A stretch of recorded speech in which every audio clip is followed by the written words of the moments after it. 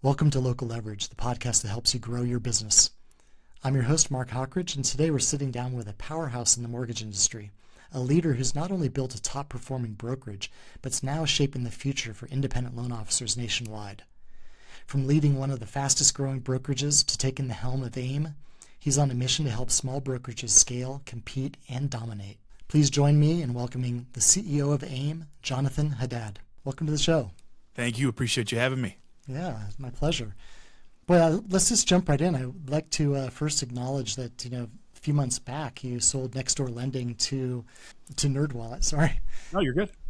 Yeah. So tell me about that process. How did you build up to selling your company to NerdWallet? And how did you get to that point? So a lot of mistakes, first and foremost. It's funny. People always think, everything was done perfectly. I'm like, you have no idea how not perfectly it was done. So just going through the process, being open to the potential sale was always something on my partner and I's mind, even when we, started this business and started going through everything. We didn't know when it would happen, if it would happen, obviously. And then an opportunity crosses your desk and you're like, what's going on? This is awesome. And you did that. You started in 2019, correct? We started in 2019. I joined February of 2020 as a partner. We had three of us at the time, and then we bought one of ours out. He was ready to retire. He's been in the industry for like 25 years. So as part of the acquisition, he's moved on, and then now my partner Doug and I are running the show. It's fascinating because we're a mortgage broker. So not many mortgage brokers have backing like this, right? We're a publicly traded company now because of NerdWallet. So it's been cool, learning and understanding the corporate side of things again. And there are certain things that I remember now missing from my days in the corporate side for sure. But pros and cons, right? But so tell me about that. I mean, so when you made that transition to now being held by a corporate entity, a public traded company, what did that impose on you? I mean, it seems like there'd be all sorts of new regulation and bureaucracy and just other things. You know what it is? And part of it is nerve-wracking, but then it becomes very freeing. And here's what I mean. A lot of people, if you go to them and you were like, okay, show me your books, they wouldn't. Imagine you go into someone's household and I say, show me your phone. Sure. Seriously. Right? Yeah. Like that really is my baby. That's was my baby, still is my baby. But it still feels the same way as if you were to come to me, right? Imagine I walk into your home and I say, show me your family's finances right now. All of it. I want to see it all. Every bank account, every dollar you spend, everything. Yeah. I'm not that transparent. So at first it's like, oh gosh, oh no. But then you do it and it's so relieving. It's like, there's nothing to hide. Like, here it is. What's going on? So I think the biggest thing is the fact that we have to be so on top of everything now, and it is incredibly freeing. And at first the anxiety was there, but the fact that like every dollar we spend is being monitored makes you feel good. Like imagine you had that person in your house all day, or like, imagine you go to buy Starbucks coffee and I pop up on your shoulder and I go, hey, what are you doing? You should invest that. What are you doing? That's not good for the family. So really good. I hope that analogy makes sense. Yeah, absolutely. Nerve-wracking, and it would be frustrating, but in 10 years, imagine if I was on your shoulder every time you bought coffee. You'd be pissed the first year, but after 10 years, if I said, look how much money you have, you'd go, man, thanks for doing that for 10 years. So yeah, for sure. There's a double-edged sword to it. Did you experience that same, frustration or concern as you were maybe building out your data room in preparation for the sale? I mean, obviously now you're surfacing all this information, financial and operational and otherwise. Did you have anxiety in that process, or was it more at the transaction? So I will say this: there was a lot of mistakes that we made, right? Building a business, for example, I feel like it takes people a lot of time to build process and procedures out and all of this.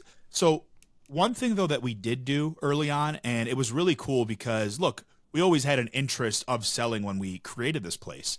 So one thing we did do right away is we spent a lot on data. So our data room was really good. I'm not going to say perfect, but that was the one area I didn't have anxiety because we had a majority of our things where they were like, okay, that That's that great. process only took us like a week.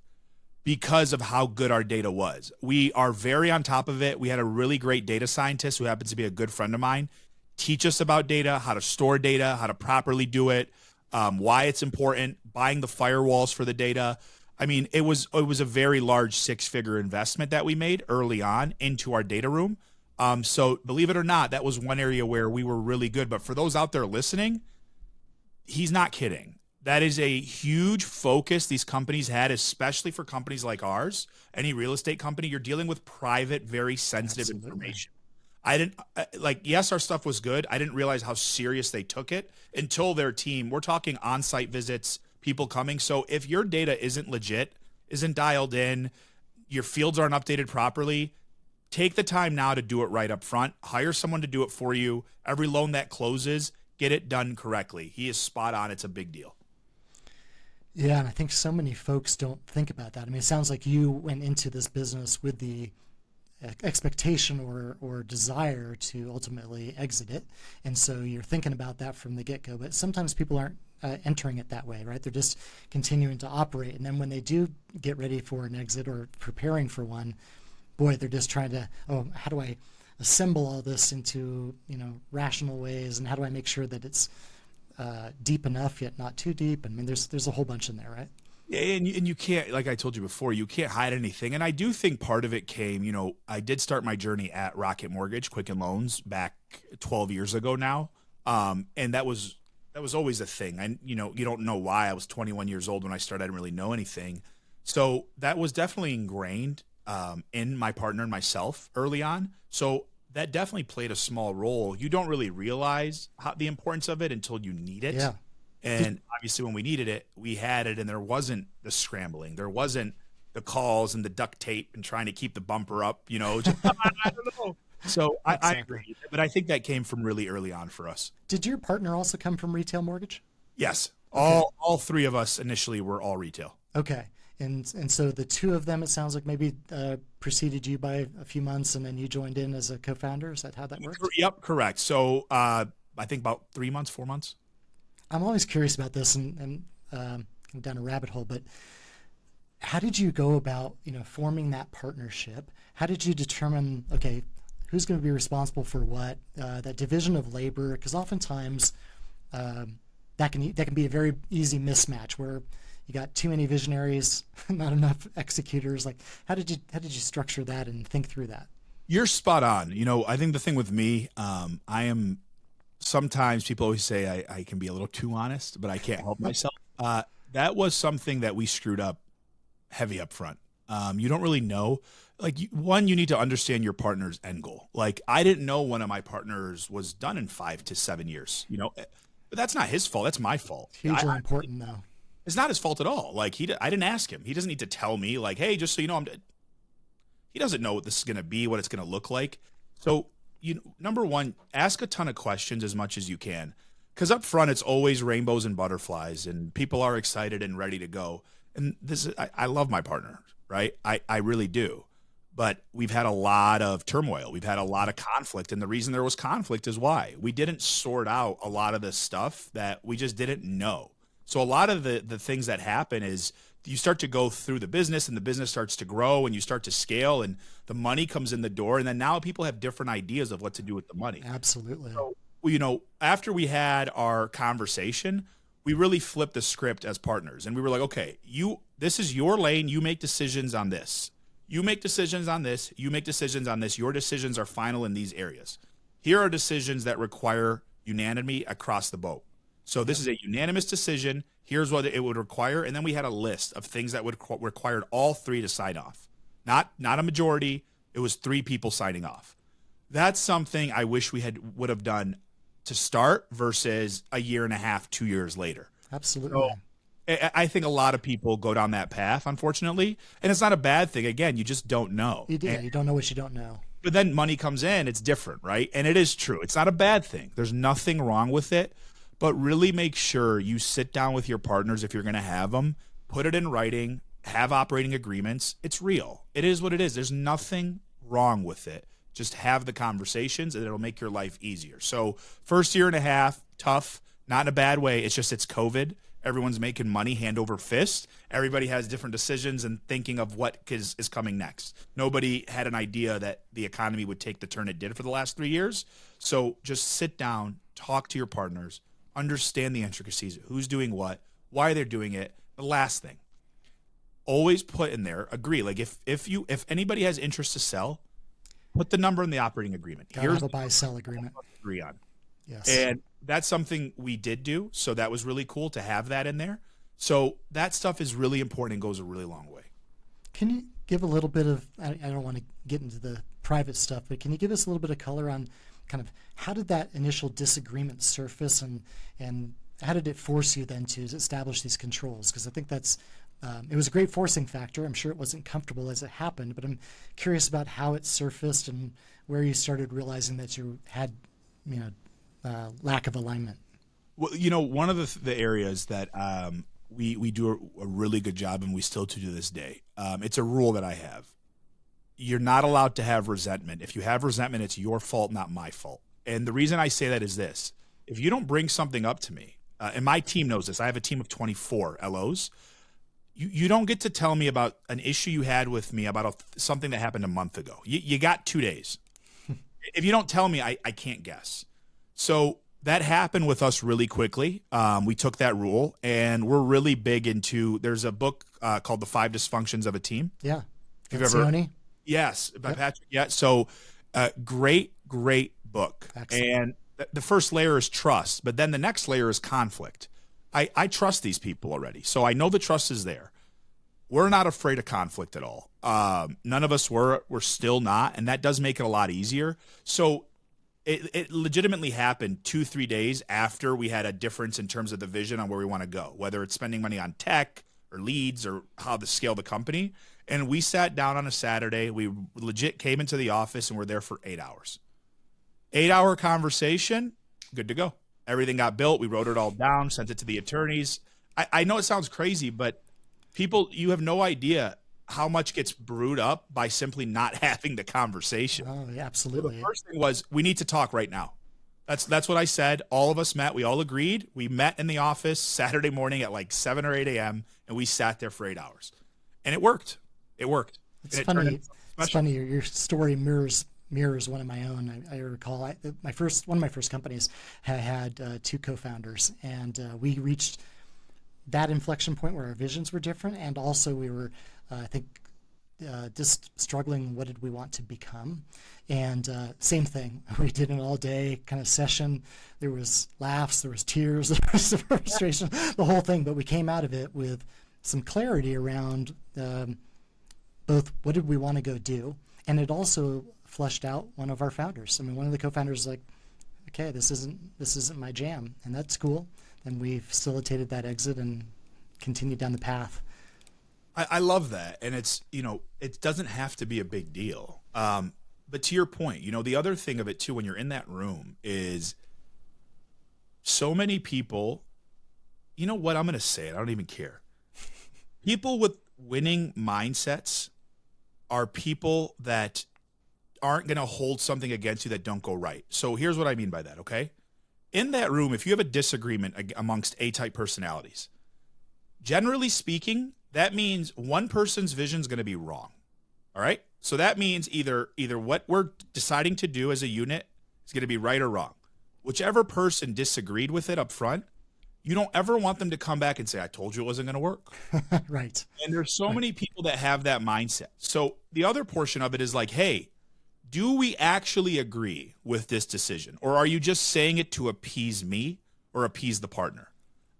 I'm not going to move forward with something if you're doing it to appease me. Because what you're not going to ever do is look at me in a year and say, I told you were wrong. Right. That's going to be a problem for us. I totally agree. I integrate that even into your leadership team where it's like, disagree but commit. Right? And the way we go. Sorry, I'm taking that from your book. Yeah, that served us well, that disagree and commit. When we walk out of that room, because now you got to go in front of the rest of your team as well. And if you're not a unified front, they feel it. They feel it immediately. That's right. There's a study, tons of studies on kids, and even at like 1.5, 2 years old, kids can feel the emotions of their parents, whether it's stress. It's a real science to it. Absolutely. I by no means am I saying these are my kids. These are adults and they handle their own business. However, if I'm leading the company and they look to me to make decisions and they need to make sure that John knows how to make sure we have food on the table, I promise you, your people will feel the disconnect if you are somebody that's disconnected from the mission. So I love, disagree but commit. You gave me goosebumps. I'm taking I love it. Hey, let me jump back to your transition into this independent mortgage space. So, you're at Rocket. Your partners are in retail. I don't know if they were Rocket as well, but how did you get the gumption to say, I'm going to break out of this and I'm going to go do it for myself? Like, I'm going to go start brokerage. Like, that seems like a baller move. How did you get the intestinal fortitude to do it, and maybe even the means to do it? I did very well at my previous place of employment. Thank God. At a very young age, I started making money at about 22 years old. My family lost a lot. My story's all over the place. People can see it. So I did make a lot of money in a short period of time. So I ended up moving to California and was out of the mortgage space for a year. I was really? I was in my 20s doing mortgages, and I was I still am, but I was 100 hours a week, every day, nonstop. It's just never ending for me. So went to California for a year. After 6 months, I was so bored, and California's super expensive. I live in Michigan. I was burning through money. It was crazy. I was like, oh my God, this is wild out here. So different. Yeah, it is. So I did commercial real estate out there. I got my real estate license. I was like, I'm just going to go meet the richest people I can. So met a guy, did commercial real estate. I'm like, look, I'm not going to be here long. I just need to figure something out to do. I want to meet wealthy people before I enter back into the mortgage industry. And when I entered back, I was either going to do one of three things: start it myself, do my own company, something I've always wanted to do. B, I was going to join. I had a lot of offers on the table. People wanted me to lead their channels. Or C, I was going to join forces with somebody, but as an owner. So it was one of three things. So I ended up taking the last one and just running with it. I always had, I always tell people my confidence can be very unrealistic for some people. And it's not on purpose. It's just, I go in with that attitude because I know logic will kick in very quickly and I will figure it out, or somebody's going to help me figure it out, or I'm not going to be built for it. But I'm not going to go into a situation not confident. I just, it's not in me to do it that way. That doesn't mean I know what I'm doing, because I don't. But I did know that I am the type of human being that just can figure things out. And I was ready to try and figure something out. And that's just where I was at, and turned into something that I figured out. I did have, I'm 33. So when I got into this space, I was 28. My risk could be really high, just to be very upfront with audience members, right? So some people might say, well, John, the risk, and that's a fair statement. I didn't have any kids yet at the time. It was just an easier decision to make. I have twins now and a newborn, so I got 3 kids. I'm married. It would be different. I'm not saying I wouldn't do it again, but I definitely would have thought longer. Yeah, for sure. Yeah, your risks are much higher. And also we start acquiring stuff, right? Now all of a sudden we have this overhead, and so it just makes it, it's not like you can just, bunk up on somebody's couch while you work through your startup idea. You've got a family. Yes, you know the game. Yeah, that's cool. So one of the reasons I was really excited about having you on and talking to you is both, I love speaking to entrepreneurs who have kind of been there, done that, and had success with it, which is fantastic. But also your current endeavor. So you're now the CEO of AIME, and helping other independent mortgage brokers to find their path for success. So I want to talk a bit about that. Tell me maybe a bit more about AIME's mission and how you're serving these folks. Yeah, so AIME is the Association of Independent Mortgage Experts. I took over the role January 25th of last year as the CEO. We have over 20,000 members as part of this group, a majority of which are mortgage brokers. Most mortgage brokers are made up of your small mom and pop shops. But 1 out of 4 Americans closes their home with a mortgage broker. 1 out of 4 now. 25% of the people. So what my job is to do is to help keep people inspired and teach them all the tactics and the ways to help consumers get into a home. See, I was in retail for a long time, and one of the areas that retail continues to do a better job at than mortgage brokers is refinancing their past book of business, their past clients. Yep. There's public data everywhere from very large entities that are retail that are doing 20,000 plus refinances, and of those, over 80% are from their past book of business. So I'm teaching them how to do that. I'm teaching them how to monitor their past book. I'm teaching them how to not lose business. I'm teaching them how to keep these consumers inside their community, inside their database, because we know that there's higher margins on retail, and these companies are publicly traded. It's not like I'm just speaking out of air right now. Just go look it up. You can see the margins. Mortgage brokers are cheaper for consumers. We just have to help break down all the constructs that have been put in place about why mortgage brokers are bad. First and foremost, when the crisis happened, I was in high school. So don't blame me, okay? Let's just start there. Nothing to do with me at all. Number two, the amount of additional regulations that have been put into place really protect consumers. We can't give a bad loan out. And then the last piece of it for me with our community is really simple. I am so sick of salespeople getting this negative connotation that we're like Matilda's dad, okay? Where we're the sleazy car salesperson and we're putting the duct tape on the bumper. Being an effective salesperson means you are a great communicator. That's all it means. I know doctors, right? There's doctors out there that are bad apples. There's lawyers out there that are bad apples. Yes, there's probably mortgage brokers that are. There's retail loan officers. There's just bad apples in the world. It is what it is. It is what it is. But you are not going to sit here and make me feel bad or make our community feel bad about sales. We're just high-level communicators, and I want to teach that to the community and stop making people feel bad about sales having a negative connotation around it. So those are the three areas that I really focus on driving it home. Awesome. It wasn't an easy journey, I'll tell you that much. Yeah. And what does the AIME organization look like? I mean, how many folks are there, and what kind of resources are you bringing to bear? Yeah, so I'll tell you, I'll kind of fill you in the story if you want the whole. Yeah, give it to me. So when I got launched, it went very badly, publicly very bad. My company was working triggers at the time as well. I do outside sales. I work lead flow as well. We were working triggers, and that was a big push prior to me coming in, that AIME was, pushing against triggers. And even though I had been donating money and all, it didn't matter. So I got my first 60 days, I got decimated. Can you, just for the audience, I mean, for those that aren't in mortgage, this concept of trigger leads, can you talk a little bit about that and why they have such a bad rap? Yeah, so what a credit trigger is you as a consumer go and get your credit pulled for a mortgage. Once you get a hard pull for a mortgage companies can then buy the data from credit providers, so TransUnion, Equifax, Experian, and then we can also they would call you as the consumer. They would also call you outside of just your bank or whoever it is that you're talking to. So what ended up happening, and here's what's crazy, because I'm sitting there just like, no, we do it the right way. I'm not making 1,000 calls here, but no one cared, right? Because it's not about that. Right. So what happens a lot of the times is there's a lot of companies out there that aren't truthful to these consumers, and there's a lot of companies that'll call.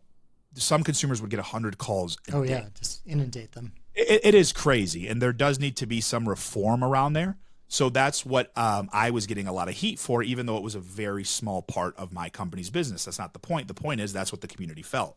So the first 60 days were really tough, right? It's like dealing with that.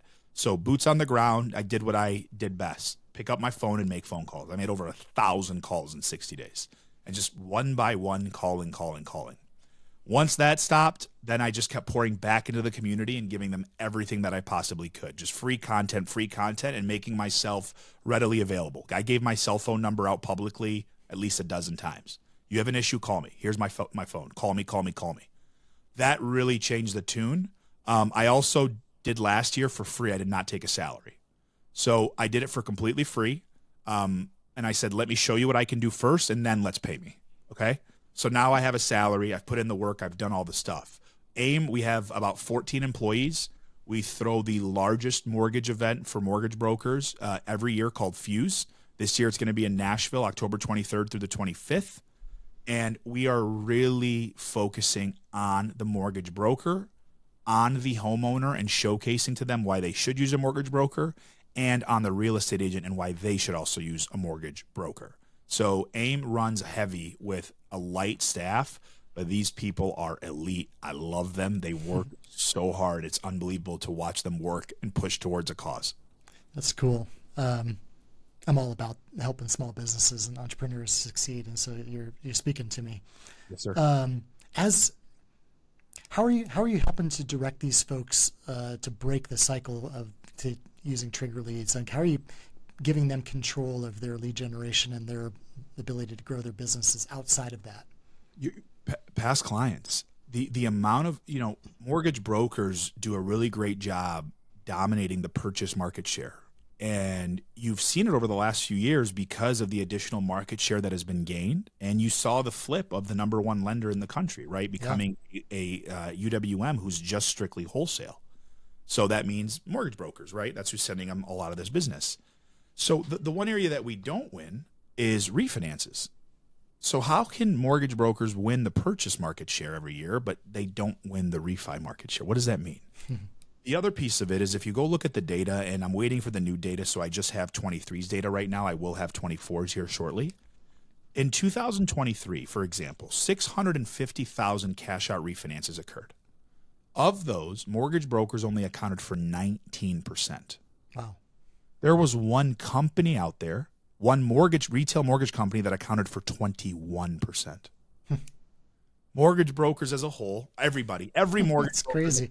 19%. One company, retail, 21%. And then the rest is retail companies. Why?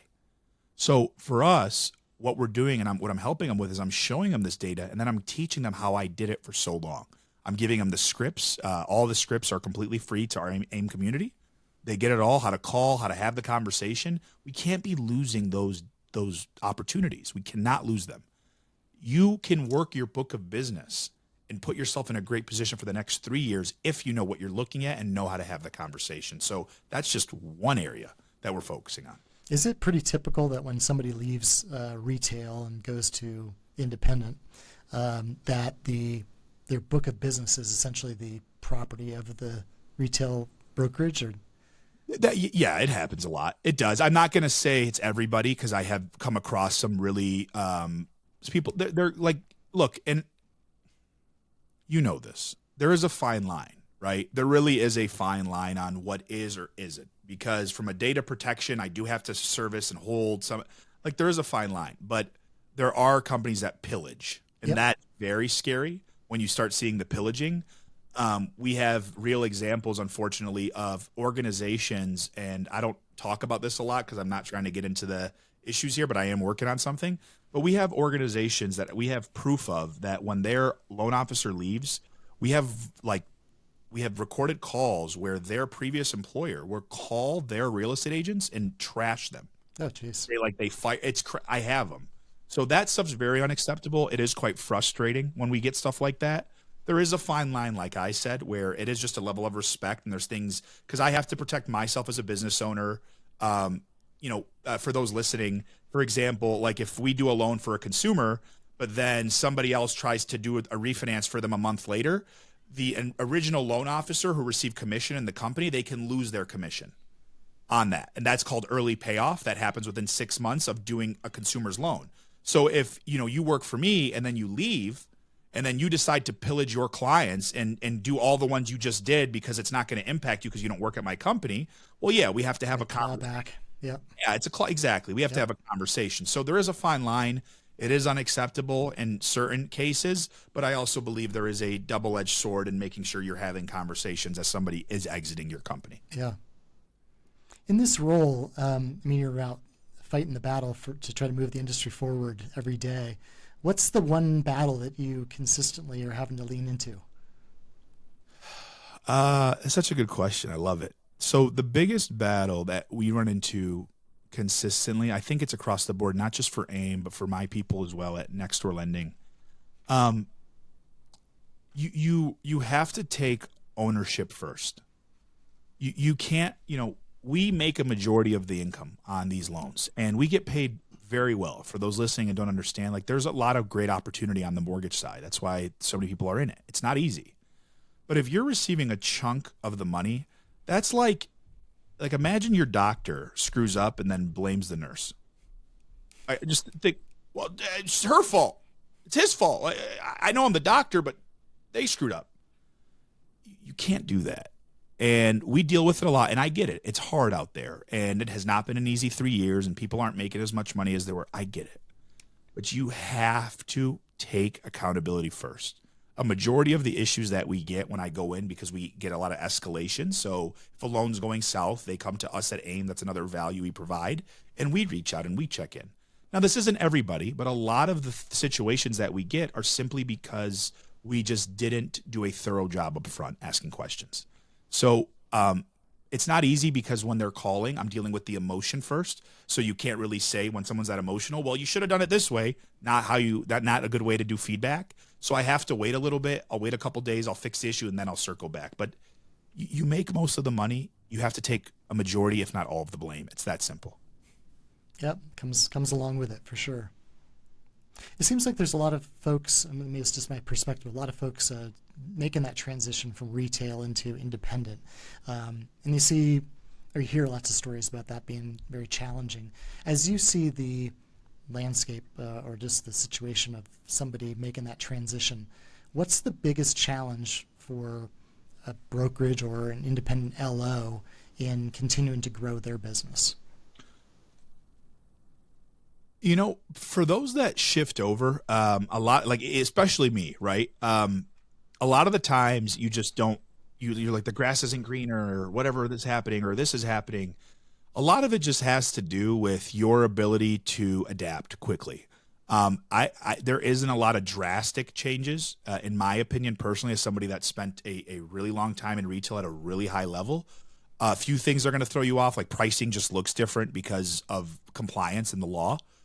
So that's always like a weird, like not a pain point, but it's always something that takes longer than I expect for people. But it's not how we were taught when I was in the retail side. So just understanding compliance and how to get paid as a mortgage broker and how it actually works because the compliance is different. And the other piece of it too is, you have a lot of lenders, so you have to get signups for every single lender. Right. So there is for sure something to say about that and being prepared for it. Because, I don't want to, whenever I bring people over from retail, I bring in a lot. I never tell them like rainbows and butterflies. You know better. I'm like, look, here's the stuff I don't like. All right. I just want to make sure you understand, but here's the stuff I absolutely love. And here's why you're going to love it. So all the lender portals, like you have to get signed up. Learning the lender portals are multiple. So if you don't have processors or an LOA and you're somebody that does it all yourself, you just have to learn multiple lender portals, how to register this out, how to send out loans. But everything else it really is the same. You get credit reports within 10 seconds. You can run your loan through the underwriting guidelines to make sure it looks good. All of that stuff is there's no difference there. So break that down for me. Let's say I'm a retail LO right now, considering making the change to independent. What are those pros and cons from your perspective? First thing I would ask you is your current compensation structure. I would say I want to give you a real number on there so I could actually double check. I don't want to give you the wrong answer. But a large portion of people that come over, they already have the chance to make more the second they become a broker. So the first thing I always show people, if it were you, I'd say, okay, tell me what you make, how you make money. And then I would show you our system and I'd say, okay, plug in your same numbers. Here's what you make with me. Almost not every time, but very close to every time, their eyes do this. Oh, yeah. But now I'm like, okay, now you are making X more, but understand here's the additional cost to you. Then I go into like what it is. For instance, right? Like credit reports. A lot of retail people, their credit reports are covered by their company. There's mortgage brokers that do the same for their loan officers, but some don't. For me, I don't. With my people, they cover it, but they also make a hell of a lot more than what most people are paying them. So it's a give and take, and I just walk them through that process. The other piece is I break down processing for them. Some of these people that come in, they like to process their own loans. I was one of them for the longest time. I show them our process, and I'm like, you need to get out of your mindset of only I can do this. That's the mindset I was in.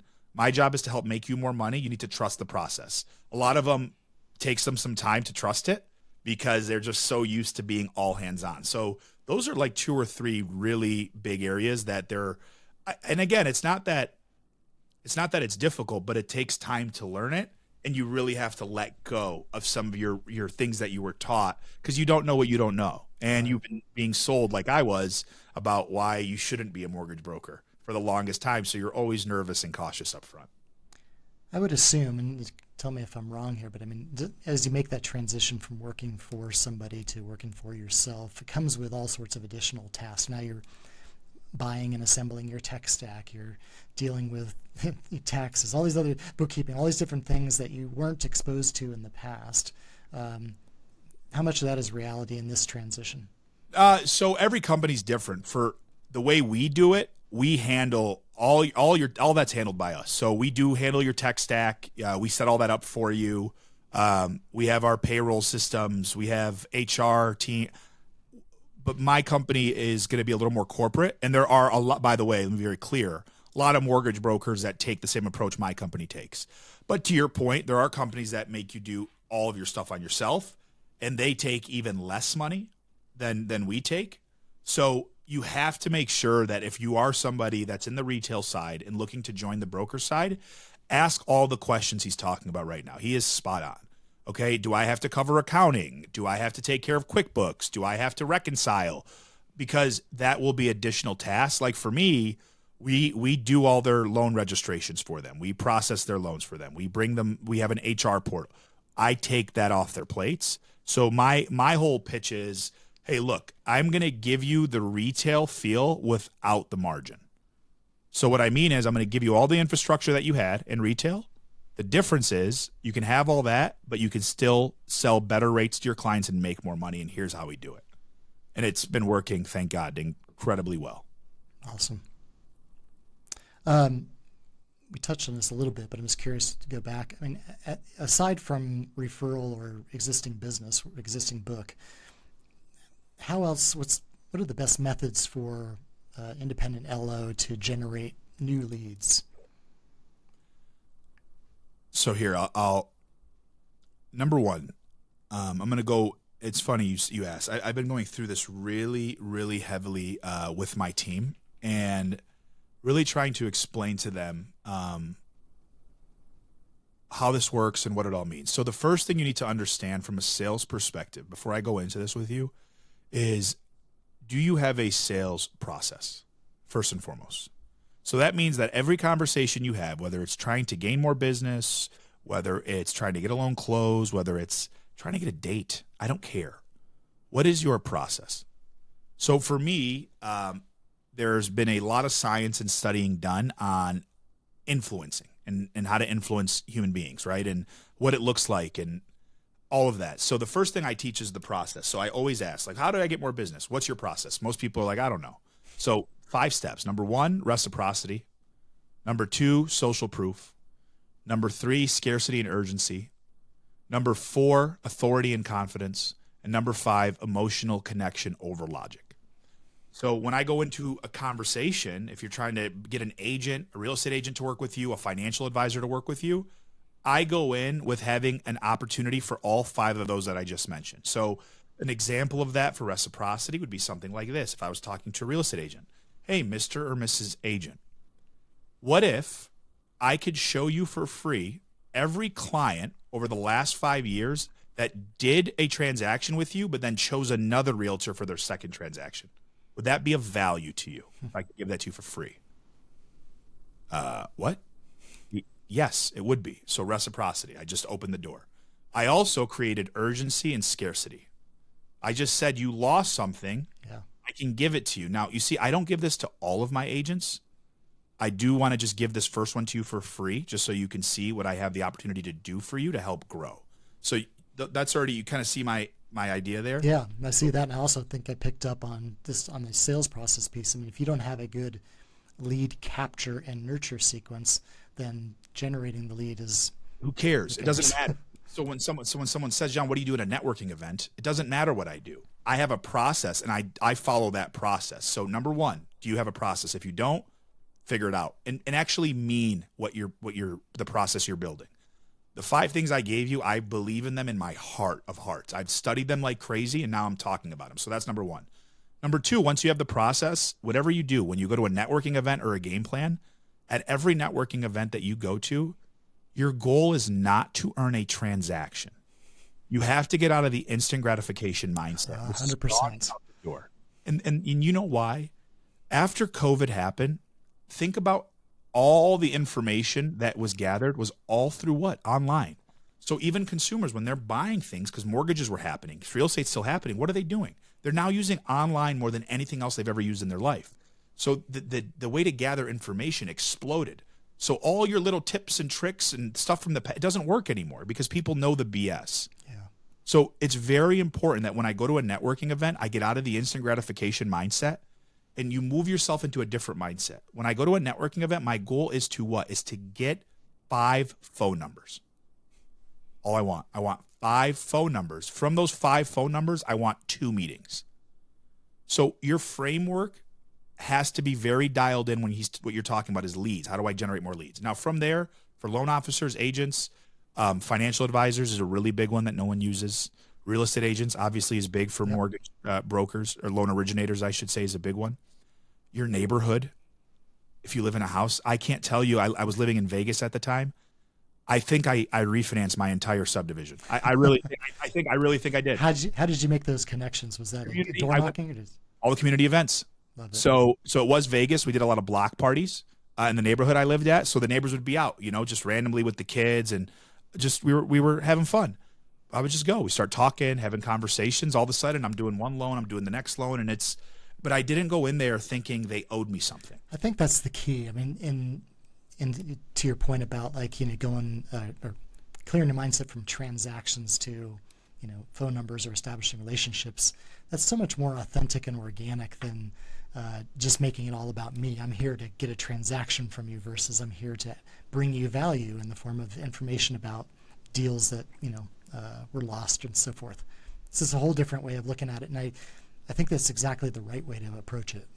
Well, you're spot on, and even deeper. The last piece of it I'll tell you is this: the other thing I tell my team is I tell them what I'm doing. So, for example, when I meet with an agent, and let's just say I get the meeting, right? So I want 5 conversations, I want 2 meetings, or 5 phone numbers, 2 meetings. If I get the meeting, the first thing I tell them is I say, okay, listen, hey, first of all, thank you, all right, but I want to get on the same page here. Just so you understand, my end goal is to work with you. The biggest difference is 2 things with me. Number 1, I'm going to tell you my end goal is to work with you. I'm not going to ask you for a cup of coffee. And number 2, I'm going to earn the right to work with you. I don't believe I've deserved it. So before we start our conversations, are we on the same page with those 2 things? All right, awesome. Thank you, brother. I appreciate it. I do it with everything. Hey, just so you know, here's my intent long term. It works. It works because they're no longer guessing. And I'm also saying I'm here to earn it. I know it's not going to be easy. I don't think it is. But I'm also not going to I'm not going to avoid the elephant in the room. The best salespeople are the ones that tell you they're going to sell you and then still sell you. They are. I'm telling you, just so you know, this is a sale. I do want your business. I'm going to earn it, though. Imagine you start every conversation like that. Like the intention of the person. Now it's how much easier it is to have a conversation. They know what I want. So that's just a little trick that works pretty well. Love it. I mean, 2025 is uncertain, but if you could tell LOs and brokers across the country, one thing to prepare and to excel this year, what would that be? It is an acronym that I have been dropping to everybody that I believe in, that I will make the acronym for the next 10 years if I can. The acronym is ACTA, and the easiest way to remember is really simple. Don't act a fool in 2025, all right? Okay. I do this in quarters. So it's really important that you work in quarters. Do not work in yearly increments. The reason why is it's very rare that a human being actually accomplishes. You're more likely to succeed working in quarters. Totally so agree. Quarter 1A of the ACTA is activity. Activity, and by the way, y'all, this isn't just for loan officers. This is for everybody. This is for your personal life. This is for agent. This is for anybody. Activity for Q1 needs to get you out of the instant gratification mindset. Activity is the things you want. This could be date night that you plan. These could be networking events. This can be you want to, activity every morning. You do Miracle Mornings, if you've read that book. Gratitude every day. Whatever your activity is, all of Q1 is about figuring out the activity you love to do. C, consistency in your calendar. That's quarter 2. After you figured out the activity for Q1, start adding these to your calendar and being consistent with it. Yeah. Don't overwhelm yourself. Don't fill your calendar up with 100 things to do between 8 and 5. You're never going to do it, and you're going to feel very less accomplished at the end of the day and very defeated. So after you have the activity you love, add it to your calendar and see if you can be consistent for Q2. Q3, the T is training. Now you've found the activity you love. You've been consistent with your calendar. What are you doing to receive additional training on the things you love? And more importantly, what are you doing to train others? Because the best way to learn is to teach. Yep. So what are you doing to train others on the things you love to do? And then Q4, the A, ACTA, accountability. The American research for, I believe it's training and development, says you have a 95% chance to accomplish a task with a partner. Did you know that? Didn't know So that. if you're one of the lucky few people that is an absolute, just dialed in, focused human being and don't need other people, by all means, hats off to you. I am not.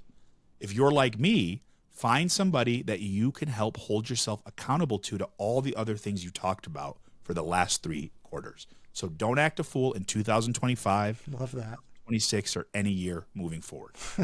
John, great framework, and I think it's an awesome place for us to finish. Thank you so much. You gave so many actionable insights and some great stories about your journey. Really appreciate your time and participating in the show. Thank you so much. I appreciate you. Great. Hey, if you got value from this, please subscribe or make sure to share this with a colleague or friend that can get value from it as well.